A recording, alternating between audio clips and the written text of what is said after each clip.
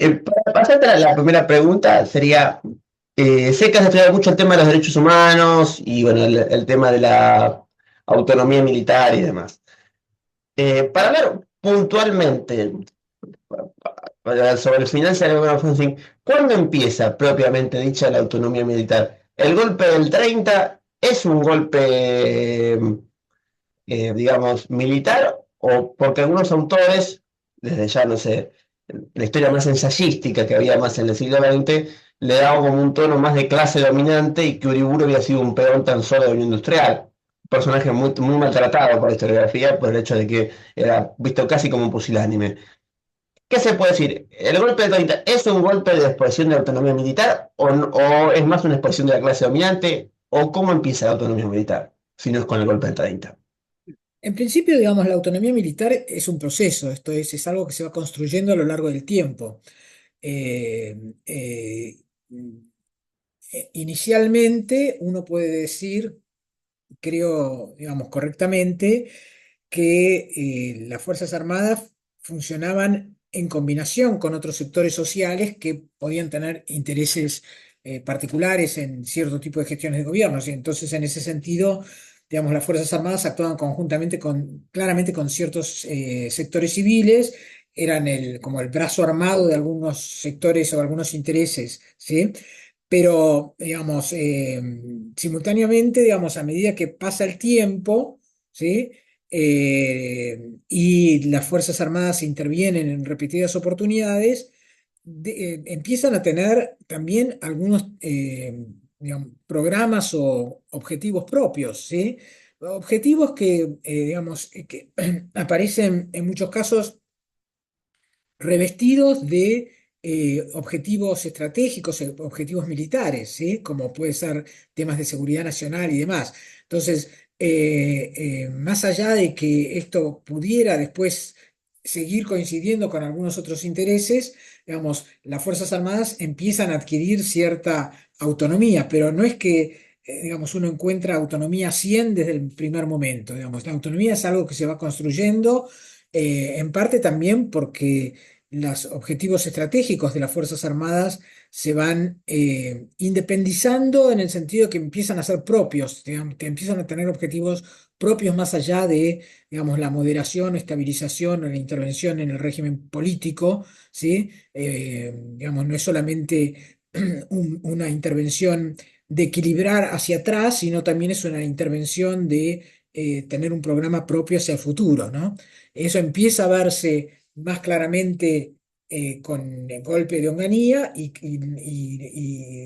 digamos, se profundiza indudablemente en el 76, ¿sí? Eso serían como, me parece, las dos manifestaciones en donde claramente las Fuerzas Armadas como Fuerzas Armadas tienen también un programa propio. No quiere decir que no tengan aliados, pero quiere decir que tienen más claramente un programa propio, ¿sí? Digamos que el golpe del 30, bueno, en realidad, por ejemplo, el golpe del 43 es un planteo y Castillo termina No, el renunciando. golpe del 43 es un golpe, digamos. Les guste o no les guste a algunos, digamos, es un golpe. Digamos, es una intervención militar que sustituye, no por medios electorales, a un gobierno, digamos, que podía ser cuestionado, pero, digamos, el mecanismo de acceso no es un mecanismo constitucional. Digamos, lo que No, define eso como sí. golpe es que el mecanismo de acceso no es un mecanismo constitucional. No, si vamos a ser precisos, tenemos que ser precisos a lo largo de toda la historia. No, sí, sin duda, sin duda. Pero digo, para caracterizar ideológicamente esos dos golpes, los primeros dos, se puede decir que el ala nacional da los primeros dos y el ala, o sea, digo, solamente los primeros dos golpes son de un sector nacionalista, entre comillas, o el golpe del 30, ese nacionalismo es más de cartón piedra. Pero, la verdad es que no me parece que, digamos, que el conflicto, al menos en el 30 fuese un conflicto sobre, digamos, lo nacional versus lo no nacional, ¿sí? Digamos, el conflicto tenía que ver con, en todo caso, digamos, el rol de, digamos, los gobiernos electos popularmente versus gobiernos no electos popularmente, digamos. No me parece que el punto en discusión fuese, digamos, la cuestión nacional, ¿sí? Más allá de que pudieran tener, digamos, aliados nacionalistas, ¿sí? Sean de derecha, más de derecha o lo que fuese, un nacionalismo más tradicional, pero, digamos, pero el conflicto central no pasaba por, digamos, un gobierno, digamos, nacional versus un gobierno cosmopolita, por así decirlo. ¿Sí? Digamos, pero digamos, la idea de nacionalismo económico, de intervencionismo estatal, se fragua en la década del 30 también. Digamos, se ensayan las No, digamos, primeras ideas de intervencionismo económico en Argentina en la década del 30. También eso no. no, por supuesto, digamos, por supuesto que aparece, digamos, ese tipo de ideas, digamos, yo entendí que tu pregunta es si la motivación del golpe es una Ah, eso sí, motivación, ¿verdad? digamos, no, no es un, digamos, que aparezca, digamos, que aparezcan ese tipo de ideas tiene que ver también con cambios en el mundo, digamos, ese tipo de cosas están apareciendo en el mundo, no es una cuestión idiosincrática, digamos, particular de la Argentina, ¿sí? Y la motivación del golpe, digamos, no es una motivación, digamos, nacionalista en sí mismo, digamos, más allá de que los sectores nacionalistas puedan haber acompañado, ¿sí? Digamos, eh, el golpe en sí mismo, como también ocurrió en el 66, ¿sí? Digamos, en su formato inicial, el golpe de Onganía, digamos, también tiene una impronta nacionalista fuerte, ¿sí? Eh, nacionalista, corporativa, digamos, ¿sí? Después tiene algunas transformaciones, pero inicialmente, digamos, los sectores más importantes en ese golpe de Onganía son sectores católicos, nacionalistas, tradicionales, ¿sí? Corporativistas, digamos, no, corporativistas en el sentido de corporativismo estatal, digamos, ¿no? Digamos, para decirlo de alguna manera, digamos, las vertientes en el ejército se ven más claramente después del 55. Antes todavía no estaba perfilado, o el ejército todavía no terminaba de cuajarse lo que después vamos a conocer como liberales nacionalistas dentro de las Fuerzas Armadas, No, ¿no? claro, porque digamos, en esas primeras experiencias, a ver, las propias Fuerzas Armadas muy bien no tenían muy en claro, digamos, qué tipo de intervención o qué estaban haciendo, ¿sí? Eh, digamos, y en parte algunas de estas diferencias empiezan a aparecer después cuando la discusión acerca del rol del Estado en, digamos, la construcción del Estado Nacional y la intervención en la economía empiezan a aparecer como más fuertes, ¿no? Digamos que para caracterizarlo, por ejemplo, el golpe que lo pone, que termina peor el gobierno, ¿cómo se lo puede caracterizar en el 43? El golpe del 43, Mm. bueno, digamos, eh, es un golpe, digamos, que tiene, digamos, una impronta nacionalista, ¿sí? Eh, no es, digamos, es un golpe en el cuál iba a ser la política económica, digamos, estaba en construcción, no era claro exactamente cuál iba a ser la política económica, empieza a definirse en el gobierno. Digamos, muchas de estas intervenciones no tienen, sobre todo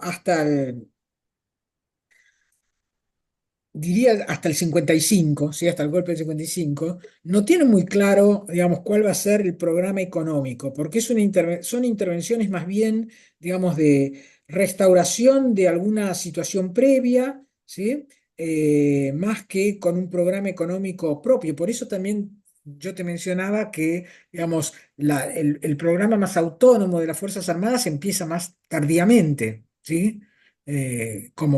Digamos, las otras son intervenciones eh, en las cuales, digamos, son de restauración o de moderación de alguna situación, digamos, de algún el equilibrio previo. Esto no, digamos, disminuye la gravedad de la intervención porque, digamos, provoca una interrupción en algunos casos del orden constitucional, en algunos casos de alguna situación de hecho, ¿sí?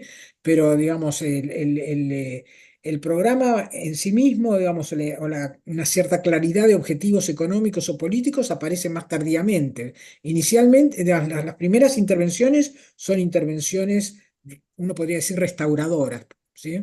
Eh, la del 43, en cierta forma, intenta, digamos, abrir, digamos, uno también, es cierto, digamos, uno podría pensar que la del 43 empieza a tener un programa propio en parte por, digamos, lo que estaba sucediendo en el mundo con la guerra, ¿no? Pero igual, digamos, se frustra rápidamente en parte por las propias divisiones internas que tenían las Fuerzas Armadas. Sin duda, ya que hablamos de Onganía, ahora sí, ya antes de salpicado, antes del 55, el onganiato, propiamente dicho, antes se da triunfo entre azules y colorados. Hay un famoso monólogo de Tato, de uno de los primeros monólogos, que dice: "Ah, eran azules y colorados, pero al final ganaron los violetas". Como que al final ganó un poco de cada, ganaron los azules, pero el peronismo siguió proscripto. ¿Qué se puede decir de Onganía como fruto de azules y colorados, digamos, como la situación previa, y hasta dónde esmerilaron los medios de comunicación que a Ilia se le cagaban de risa? Era cosas muy fuertes llegaron a publicar los medios de Ilia. Bueno, digamos, a ver, efectivamente el conflicto entre azules y colorados es un conflicto importante, y es correcto lo que dice, lo que decía Tato sobre, digamos, que ganaron los violetas finalmente, ¿no? Estoy tratando de recordar, así como estaba eso, había también otro comentario así risueño no me puedo acordar ahora de quién, respecto de los colorados, que es, digamos que era, bueno, todos pensaban que eran gorilas, pero al final se volvieron monitos tití, ¿no? Que es más o menos lo mismo, así como uno puede pensar que los azules moderaron o no triunfaron en su intención de incluir, digamos, los colorados tampoco triunfaron en su intención de excluir, ¿sí? Y en realidad, digamos, lo que uno puede ver, el conflicto entre azules y colorados, más allá de las posiciones programáticas que cada uno podría llegar a tener, es que es un conflicto por la negociación de una posición respecto de qué hacer con el peronismo, ¿sí? Y en cierta forma, digamos, la solución o la aparición de Onganía es una, entre comillas, una solución, porque es una solución, digamos, que sale del laberinto por arriba. Esto es, no va a ser ni un gobierno que permita, digamos, digamos que mantenga o que mantiene la proscripción del peronismo, pero poniendo una alternativa, digamos, ¿sí? Poniendo una alternativa. ¿Sí? Que es Onganía. No, no estoy diciendo que está bien, estoy diciendo que, digamos, como solución política, que es lo que, ¿sí? Digamos, propone una alternativa que inicialmente cuenta con mucho apoyo, digamos, aún de importantes sectores peronistas. De hecho, digamos, en la asunción de Onganía, digamos, tanto Alonso como Bandor están presentes en el acto de asunción, ¿sí? Alonso era el secretario general de las Dos organizaciones. sí. Entonces, digamos, lo que quiero decir es que la solución de Onganía, solución, todo eso entre comillas, ¿no es cierto? Es una solución en la cual, digamos, un país que estaba atrapado en el conflicto peronismo-antiperonismo desde hacía más de 10 años, parecería buscar en un tercero esa solución, ¿sí? Digamos, claramente sabemos mirando con el diario del lunes que esa solución no funcionó como solución al conflicto peronista, pero digamos, en ese momento, tanto sectores, digamos, disidentes del peronismo como el resto de las fuerzas pensaban que esa podía llegar a ser una solución digamos, a ese conflicto, ¿sí? Y de hecho, digamos, Perón inicialmente tiene en principio el famoso desencillar hasta que aclare es de ese momento, ¿sí? Eh, no lo puede enfrentar directamente, pero digamos tampoco estaba claro, digamos, hasta tanto no se resolviera toda la situación, si iba a poder volver con fuerza o no iba a poder volver con fuerza, ¿sí? Digamos, sabemos, porque conocemos el final de la película, que sí pudo hacerlo, pero, digamos, en el momento del golpe de Onganía, ¿sí?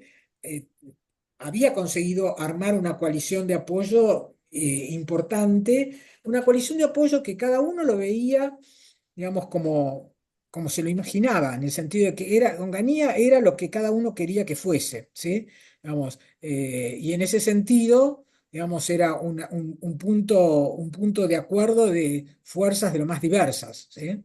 En realidad, el que claramente mantiene una oposición a Onganía, porque es el que es desplazado, es el radicalismo. Todos los demás encontraban en Onganía, digamos, pensaban que lo iban a poder, digamos, atrapar para su causa, digamos, ¿sí? Desde los militares, desde el peronismo, desde el sindicalismo, digamos, el MID, digamos, todos suponían que Onganía se iba a convertir su hombre en la Rosada.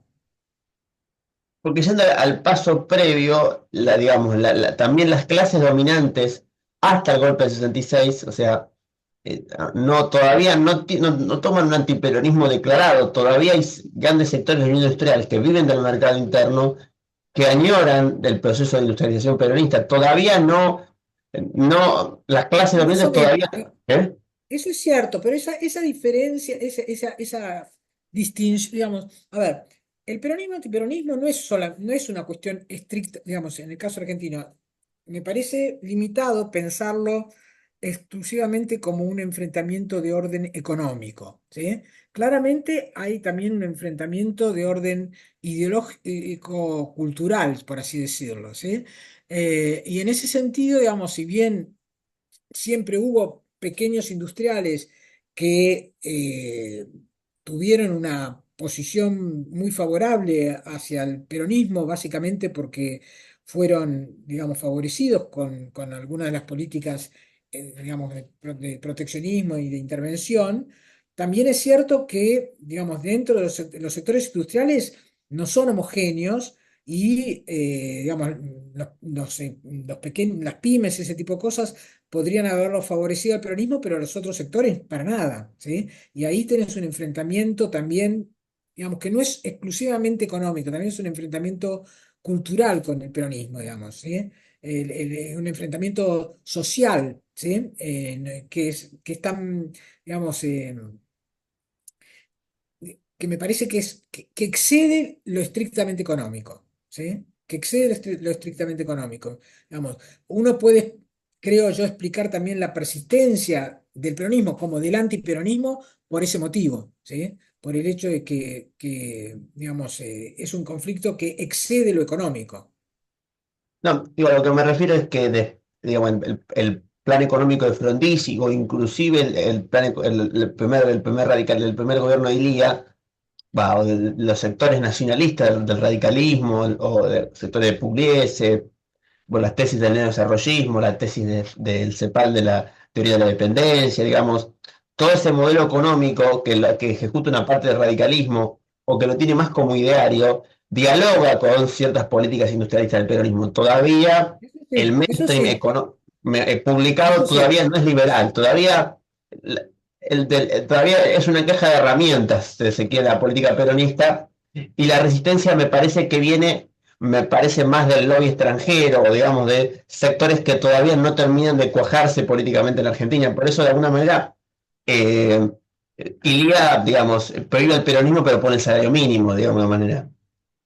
No, digamos, por supuesto, digamos, las políticas del radicalismo y de algunos sectores como los que vos mencionaste tienen muchas coincidencias de política económica con políticas económicas del peronismo, ¿sí? Digamos, tanto en su percepción sobre, digamos, cuál debía ser la intervención del Estado, cuál debía ser el tipo de estado de bienestar que existía, ¿sí? Digamos, en ese sentido hay amplias coincidencias entre el radicalismo y el peronismo y sectores socialistas, ¿sí? Y pequeñas empresas. Lo que aparece, digamos, es una división grande, me parece, entre empresas digamos, el gran capital y el pequeño capital, por así decirlo, por un lado, ¿sí?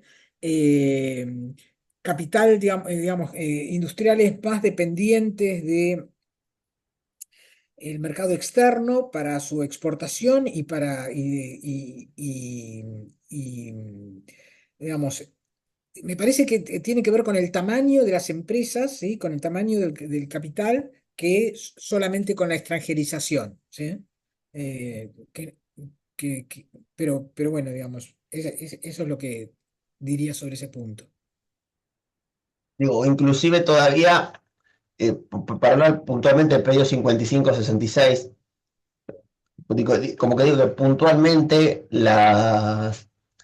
digo, la oposición, digamos, a los gobiernos radicales, no en términos sociales, pero sí en términos políticos, viene de sus propios partidos.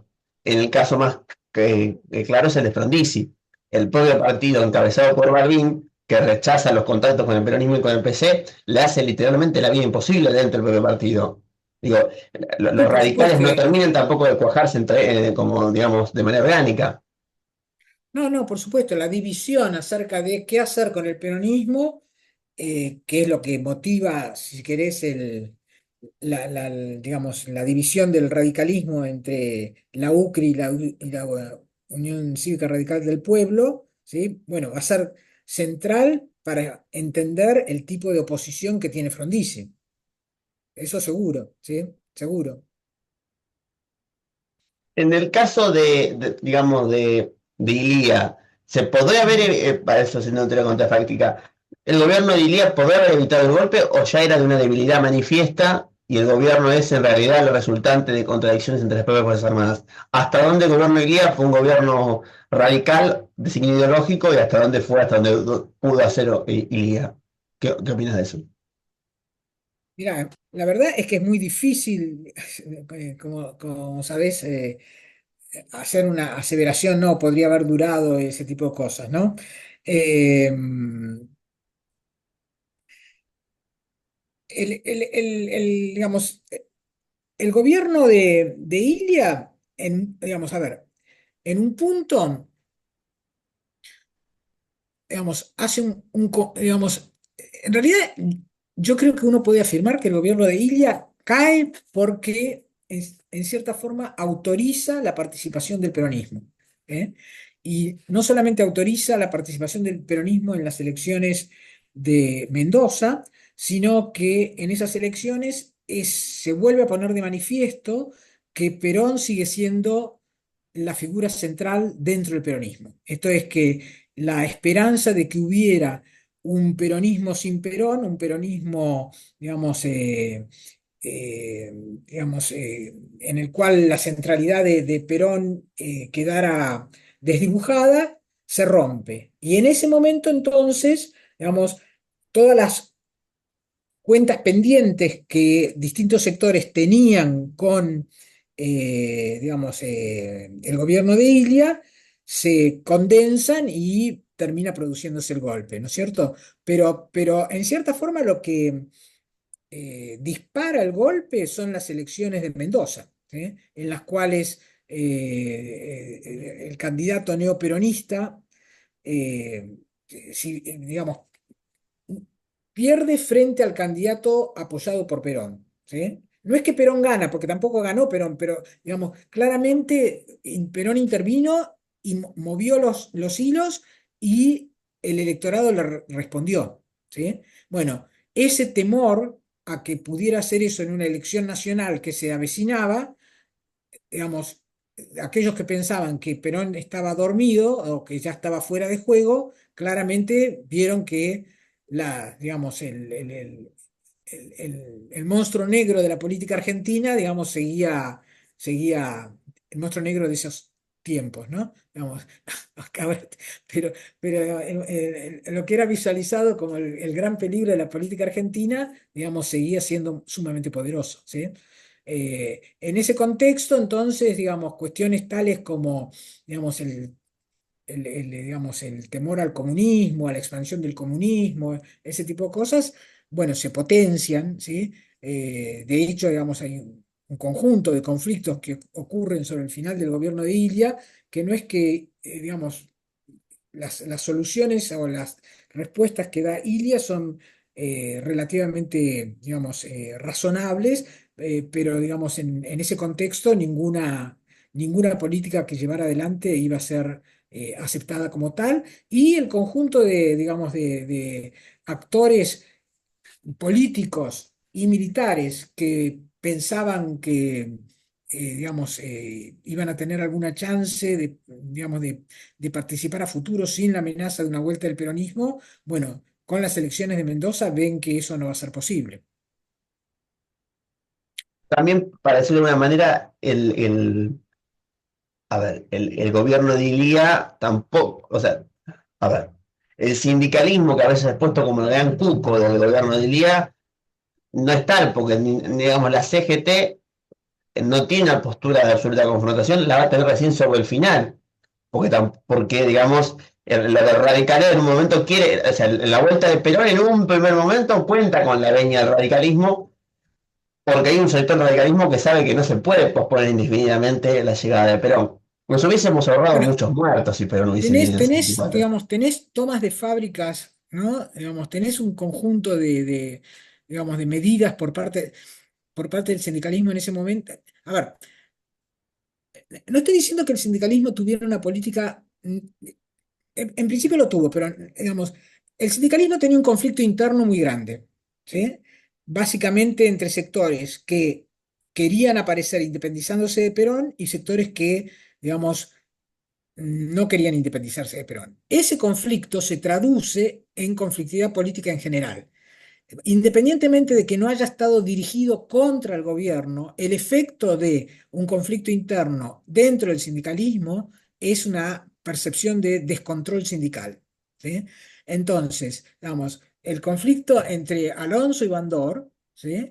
Digamos, es un conflicto que inevitablemente repercute sobre el gobierno de Illa porque aparece como un gobierno que no tiene capacidad de controlar el sindicalismo por los conflictos internos que se producen dentro del propio sindicalismo. Entonces, acá, digamos, independientemente de cuáles hayan sido las intenciones, ¿sí? Digamos, la conflictividad gremial es muy alta, ¿sí? Es una conflictividad gremial que, digamos, inevitablemente interpela al gobierno en el sentido de que lo coloca como incapaz de controlar ese tipo de conflictividad. Eh, Eso por un lado, ¿sí? Y después la otra cosa que sucede es que rápidamente sectores sindicales empiezan a establecer lazos con el eventual gobierno militar, ¿sí? Digamos, el tipo de lazos que, digamos, Alonso tiene con los militares azules y en particular con el sector de Onganía es muy importante, ¿sí?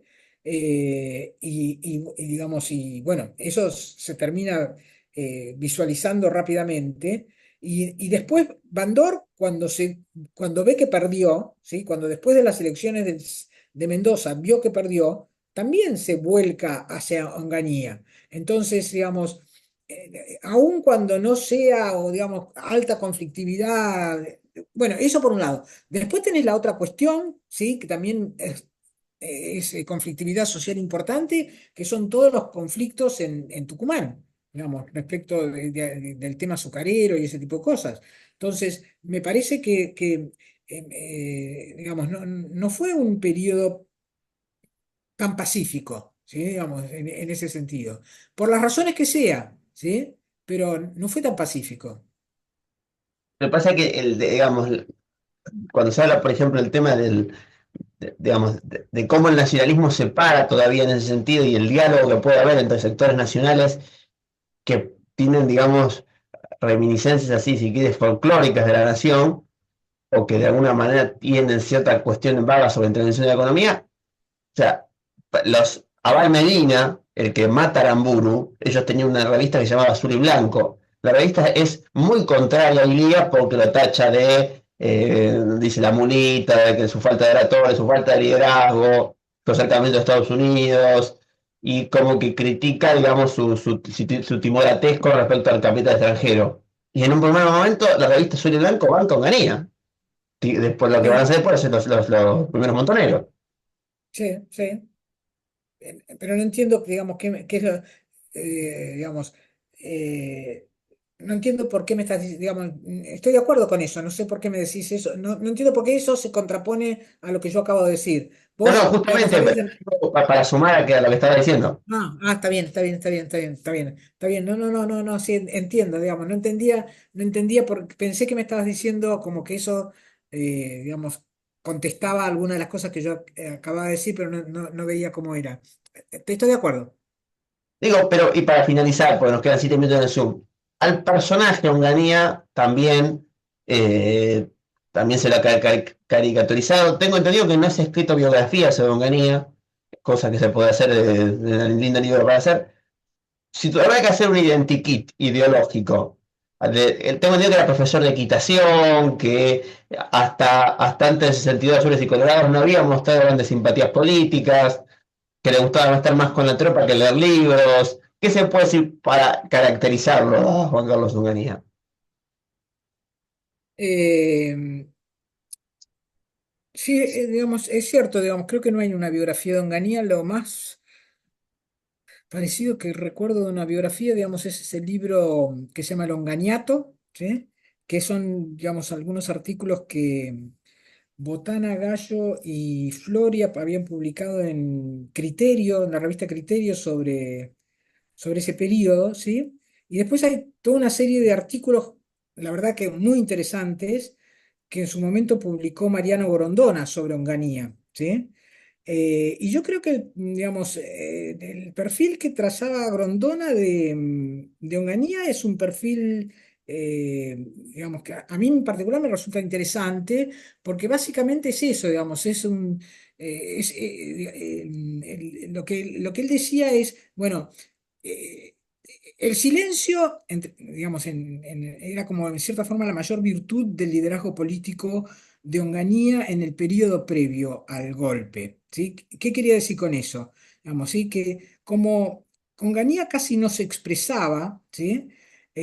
Públicamente, cada una de las partes que tenía un interés en definir el futuro le asignaba o le podía, digamos, endilgar que Onganía representaba lo que ellos querían que representara.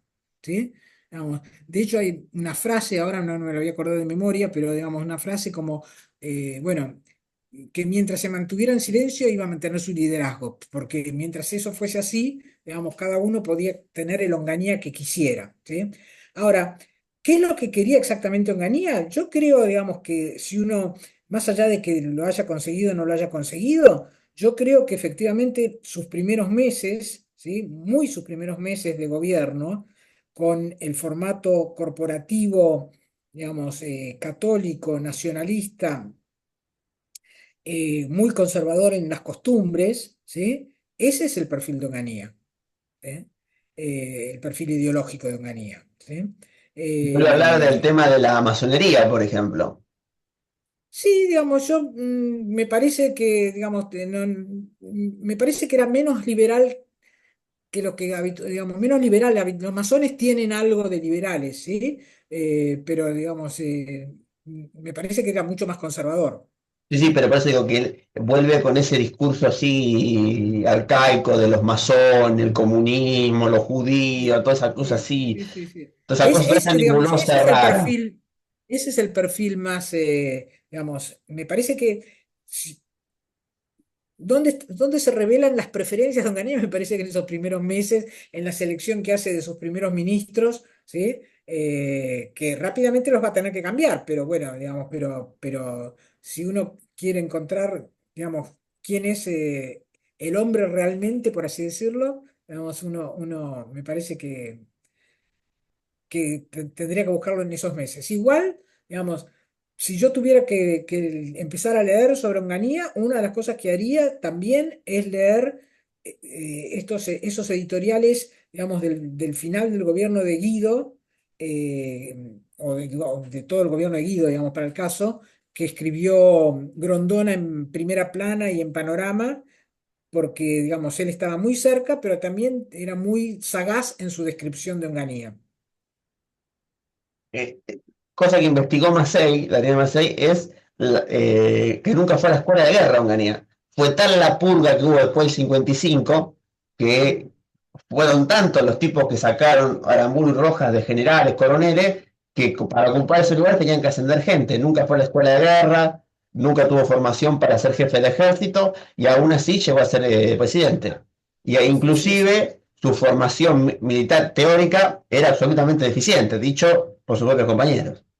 sí, sí, sí, sí, sí, sí, sí, digamos. Pero es bueno, digamos, eh, sabemos que la Argentina es un país generoso a la hora de elegir algunos líderes, de encumbrar a algunos líderes. Ahí dejo de grabar porque quedan 2 minutos.